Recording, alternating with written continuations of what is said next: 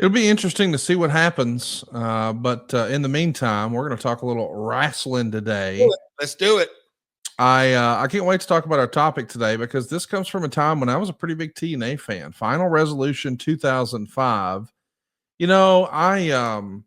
My favorite TNA period of fandom, I guess, Ooh, was okay. probably 04, 05, as crazy as that sounds. And I don't even really know why. I think it's just where I was in my appetite for wrestling. Did you But I'm watch looking. sports? What's that? Oh yeah, of course. I didn't know if you. Yeah, so you that Yeah, I air. was doing the Wednesday stuff. I was at the debut show. I drove to Nashville a bunch and saw the Wednesday shows. I bought the weekly pay-per-views. I was excited when you were on Friday afternoons on Fox Sports Net. Your Okay. first big pay-per-view in Orlando, I was there. I think it was Bound for Glory. I think Tito was there. No So, way. yeah. So I was all in 04, 05. So this is in my wheelhouse. And I know that there were much more profitable years in the future for TNA, but I also know that there was a lot of political chess moves during some of that time. And I just wanted to know if I can pinpoint 04, 05 as like my peak Mhm. TNA fandom. When did you enjoy it the most? When were you having the most fun? I'm not asking when did you make the most money, but I'm saying when you think about happier times, maybe they were bootstrapping times, because a lot of times when entrepreneurs look back, they remember, when we're first getting started and we don't have a bunch of resources, but we got a bunch of belief.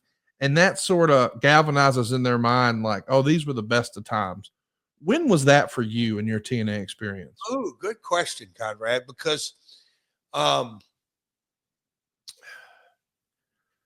I mean, just right off the top of my head, the we'll call them the asylum years, the first couple of years.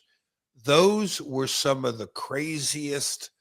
I mean, because my relationship with the Carters was brand new and had gone through the complete upside down health south set of circumstances. Just that 2002, 2003 was, pardon the pun, nonstop roller coaster from a professional level.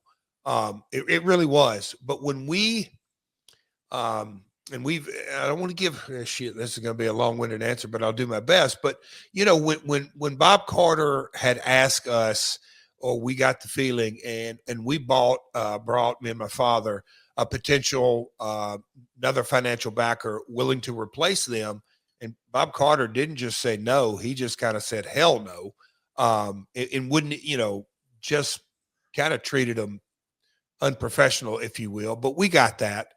Knew Knowing that and going to Orlando, there was a very cool sense of optimism.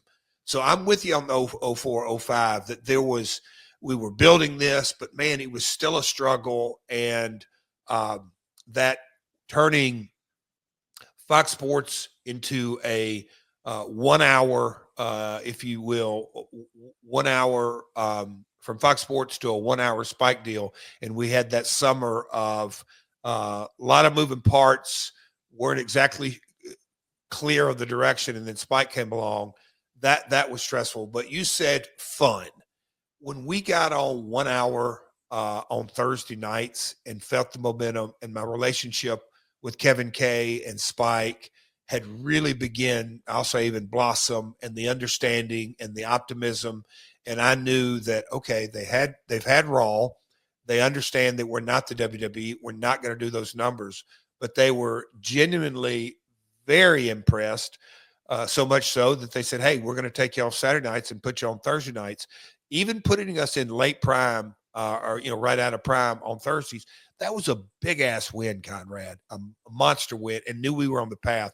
So I'll say from the time we got to Thursday nights, late night, then 1 hour on Thursday, 2 hour on Thursdays, Conrad, that was an absolute blast. The underbelly of all that, Conrad, and we've touched on it, we need to go back into it. My professional career could not have been going better during that time. Video game, talent, Kurt on board, 3D on board. I mean, we could go on through the list. The roster really was taking shape. At home, we got the news that ultimately ended up in the passing of my first wife, Jill. So it was such a, it's hard for me to say, man, I was having a blast at work. but it was successful. But at the exact same time, Conrad, I was, going through the most difficult period in my life from a personal point of view up to that date.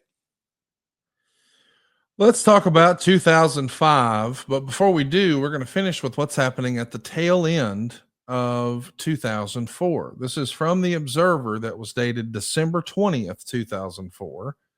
Dave would write, Dixie Carter finally gave a talk to the company that all the rumors of closing up.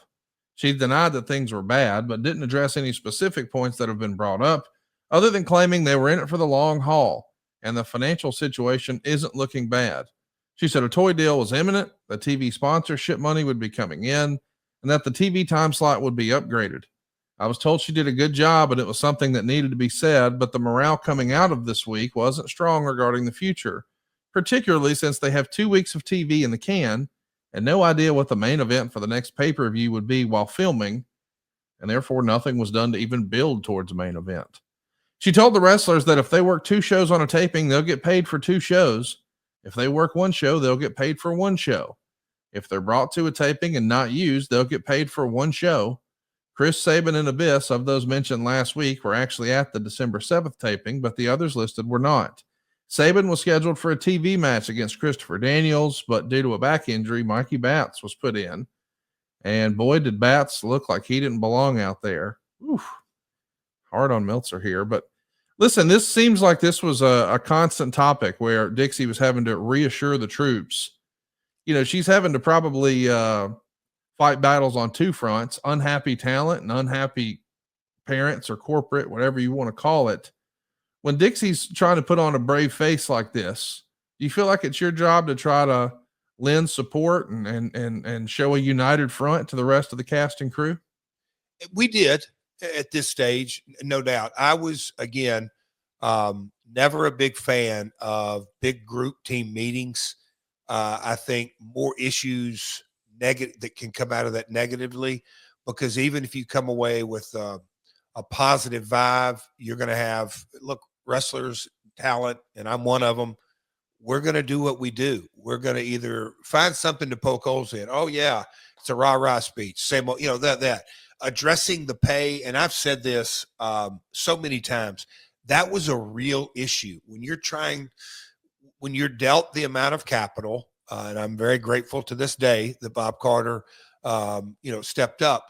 But when you're dealt a certain amount of capital and you can't really make talent, this is 0405, a complete full-time living, but you're asking for their priority. It's such a balancing act. And that balancing act, yes, our tapings were in the middle of the week. So on the one hand, I'm like, guys, if you can go find work on Tuesday and Wednesday or Monday and Tuesday, go. If you don't want to be a part of this, go.